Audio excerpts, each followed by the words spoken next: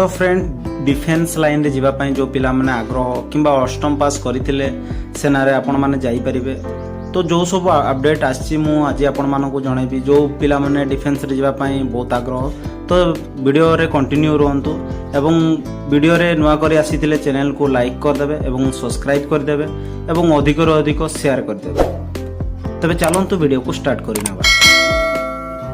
तो फ्रेंड्स सरकारी चाकरी खंडिए पई दिन राति एक परिश्रम करछंती पिला माने। एही क्रम रे युवपीढ़ी एबे अग्निवीर योजना रे सेना रे भर्ती हेबार लक्ष्य रखिछि।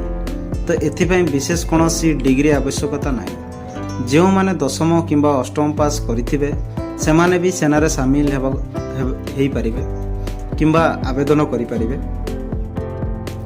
तेबे जो पदवी पाई आशायी माने आवेदन करबा चाहते ता मु आपण मानको जणे दउची।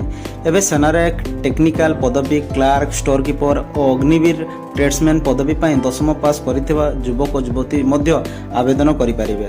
केवल अग्निवीर ट्रेड्समैन पदवी पाई अष्टम पास करिथिबा आवश्यक आवेदन करि परिबे। एणु सेना रे भर्ती हेबाकू चाहुतिले से माने एप्रिल 25 तारिख सुद्धा आर्मी पोर्टाल विजिट करिया को हबो।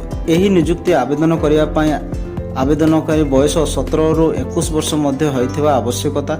एथिपई समस्त आशायी निज मोबाइल नंबर सह आधार लिंक कराइथिबा निहाती दरकार।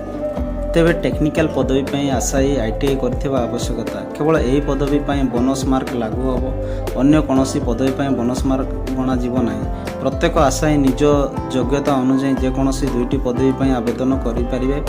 तेबे एथिपई अलगा अलगा फॉर्म भरिबाकू हबो।